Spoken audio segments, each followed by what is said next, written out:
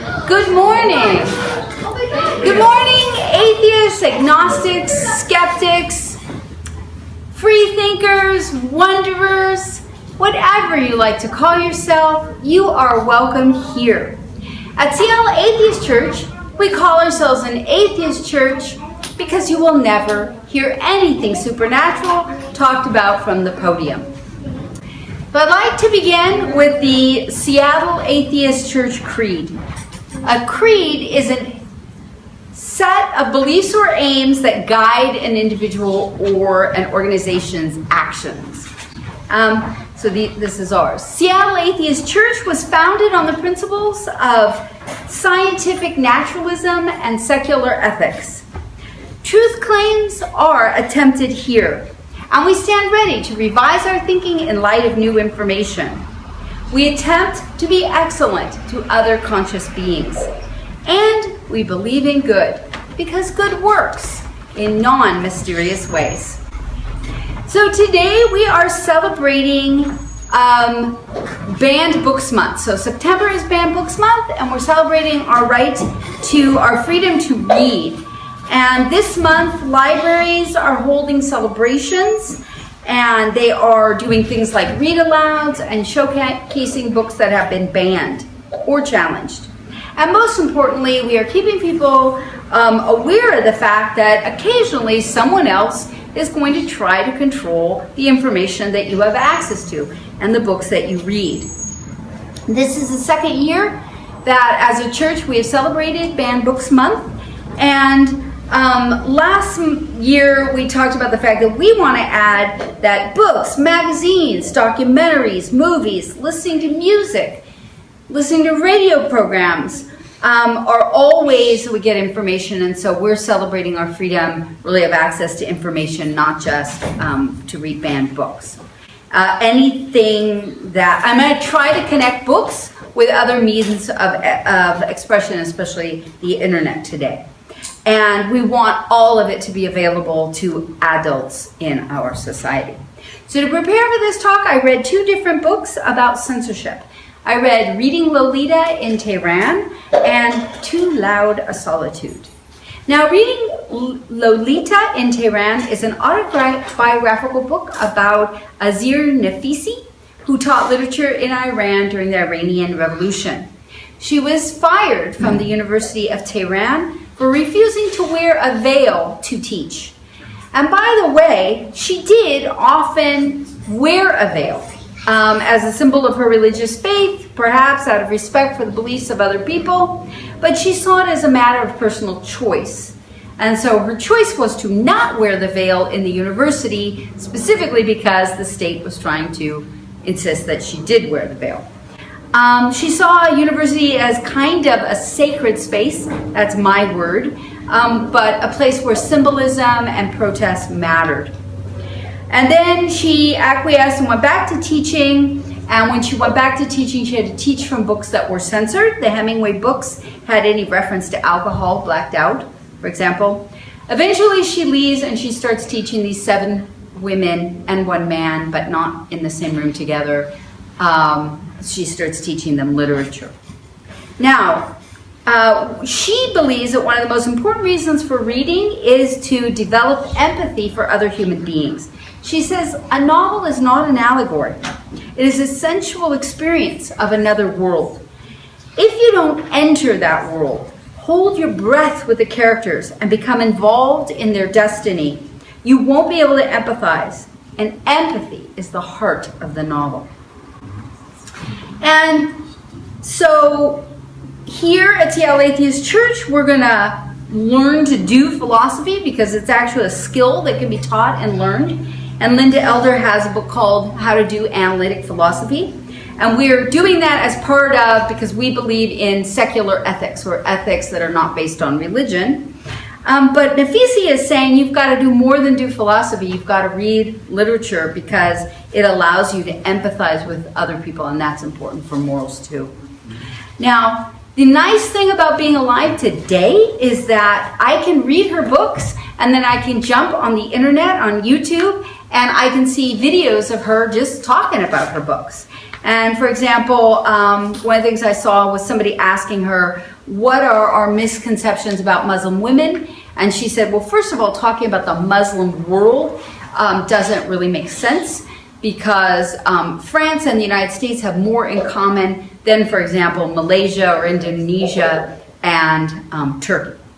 And she feels that a lot of discourse today is polarizing, and it is our lack of patience for nuance and complexity which is at the problem for us actually understanding each other.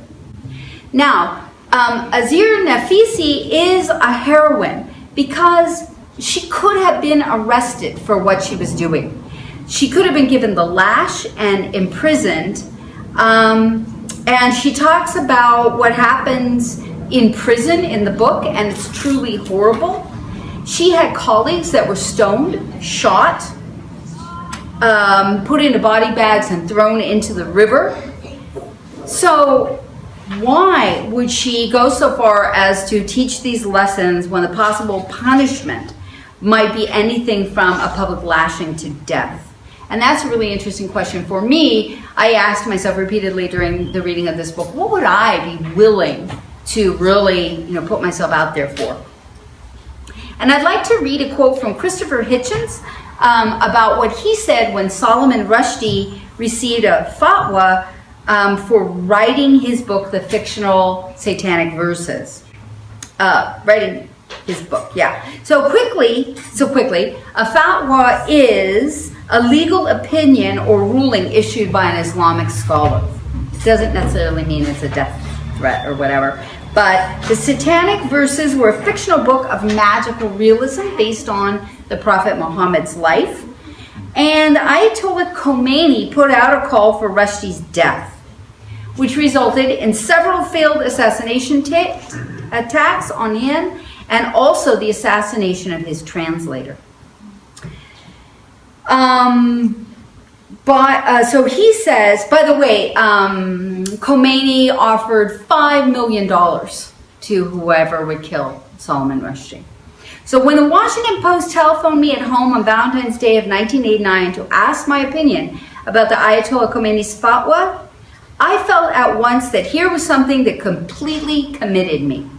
It was, if I can phrase it like this, a matter of everything I hated versus everything I loved. In the hate column, dictatorship, religion, stupidity, demagoguery, censorship, bullying, and intimidation. In the love column, literature, irony, humor, the individual, and the defense of free expression. Plus, of course, friendship. To restate the premise of the argument again, the theocratic head of a foreign despotism offers money in his own name in order to suborn means bribe.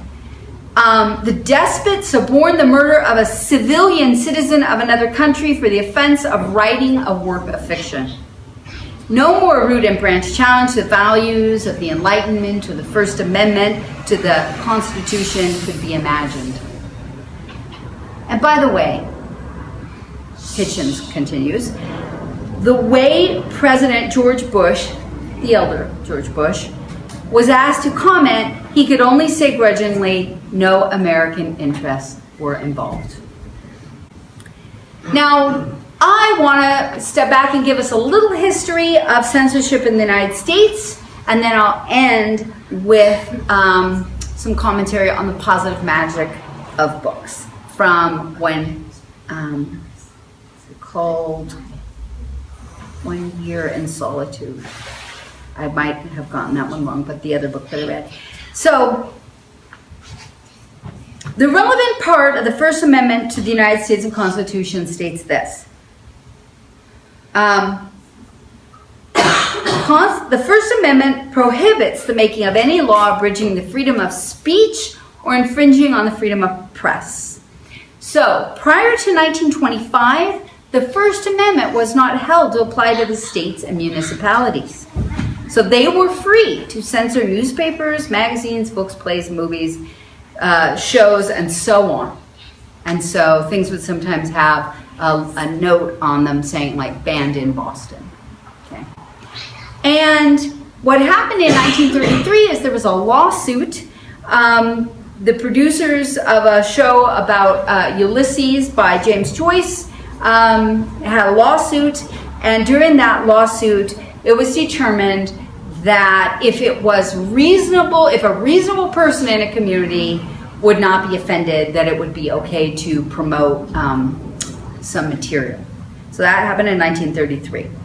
Then, under Chief Justice Earl Warren, the Supreme Court passed from 1953 to 1969, kind of extended the First Amendment to local governments.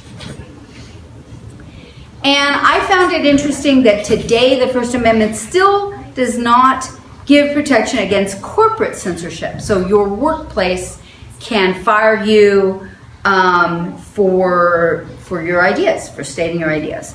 And I couldn't come up with an example where someone had written about this, but the closest thing that it reminded me of was the Brendan Eich thing within Mozilla. I don't know if you remember that, but he had donated $1,000 to support California Proposition 8, which was against same-sex marriage. And he lost his job over that. Now remember that at the time, his position was actually the majority opinion. And I want to say this to you, that the problem with allowing corporations to control what people can support or say or write is that a progressive idea is always the minority opinion. Okay, now in Ike's case, it wasn't the minority opinion at the time, but so I hope that you'll allow me to use sort of that example in that way. It's corporate censorship, so kind of felt like, we can talk about that. So anyway, here are some books that have been banned, and as I mention the book, I'm just going to mention 10. Think about, you may know the book or may not know the book, but try to think about why it would probably be banned. Your guess is probably a good one. I also, another thing about having the internet is that I just spent all kinds of time saying, why was such and such book banned? And then, show me the anti-white sentiment in Malcolm X. And then I got to read and decide for myself what I thought of these books, kind of reading, taking snippets of them and spending time in that way. Okay. So here are some books. Oh, and in some cases, really the book being banned, what it was they banned it from use in a school district or in a school library. And so that made me think, well, maybe we need some more creative way rather than just keeping it out of the library. Maybe parents should have some way that they can, because now we have all this technology, right? Like we could have cards that don't allow you to check out certain types of books, or it could send a parent information about the book that you're reading, with why it is a challenging book or whatever, and all of that. And I want you to know that given my general anti-censorship stance on things being banned from adults reading them, that I do think that there's some things children are not intellectually or emotionally able to handle. It's just that I think that it should be the parent. We want more individual parents to be able to have that kind of control, in my opinion. But again, we can talk about it. So if you don't think Charlotte's Web or Winnie the Pooh are appropriate for my children, those two books have been banned, challenged, that I consider it not your call. It's my call. And by the way, those books were banned because they had talking animals, which is offensive to God. Here's another example of this. There's a novel called Persepolis, which is a graphic novel about a 10-year-old girl during the Iranian Revolution. I don't know if anybody knows that book. And the book is about a 10-year-old, but it's not really necessarily appropriate for 10-year-olds. Among other things, she writes about human rights violations, and it's a graphic novel, so there are even pictures that go along with it. And I'm okay with kids not having access to that, but should maybe a 10-year-old not having access to that, but certainly a 17-year-old perhaps should have access to that. So I think it's up to individual families to decide and navigate what's appropriate for their children. Okay, here we go. Autobiography of Malcolm X. Bury My Heart at Wounded Knee. The Great Gatsby, The Scarlet Letter, The Words of Cesar Chavez, Where the Wild Things Are, Tarzan of the Apes, Diary of a Young Girl, Charlotte's Web, and Harry Potter. All right, so I got curious. What books are banned for being critical of religion or promoting atheism? And I really couldn't find that many, which tells me maybe books like Good Without God just aren't even being, the librarian isn't even trying to put it into the library, or, that's an interesting thing for more thinking.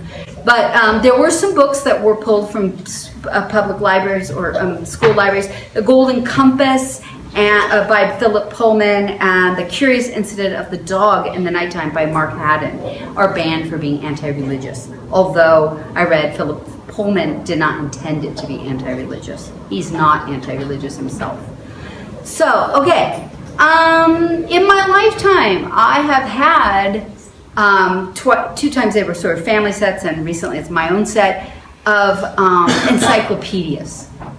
So, anybody here grow up with encyclopedias? Because I realize not it's it's kind of an old-fashioned thing. But imagine going back in time to 1970, and you're an 8-year-old kid, and there is a set of Encyclopedia Britannica, and it's like got information about everything in the whole world. You think, wow, if I learned this stuff, I would know, here it is, the knowledge, right?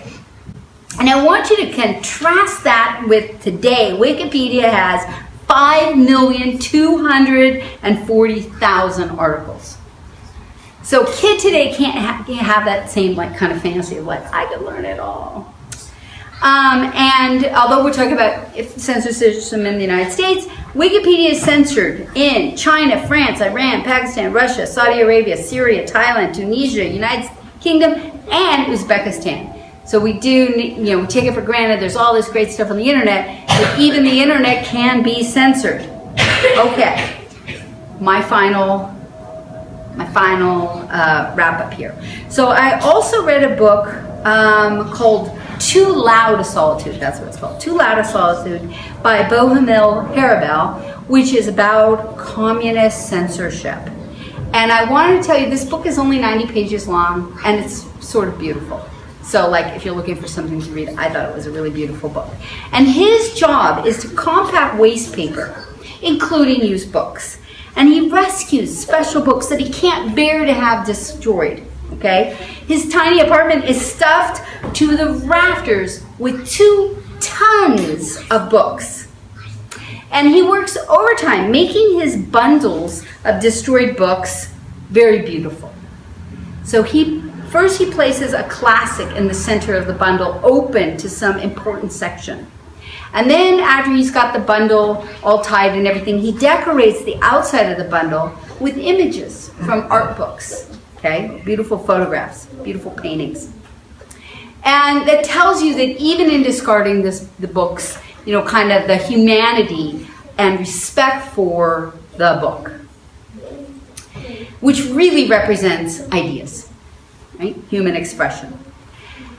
And then he contrasts this later on. He sees a communist-run factory disposing of books, and the trucks back in, and they actually dump unopened boxes of books, where no one has ever even opened the box, let alone opened the book, and dumps them into the waste compactor.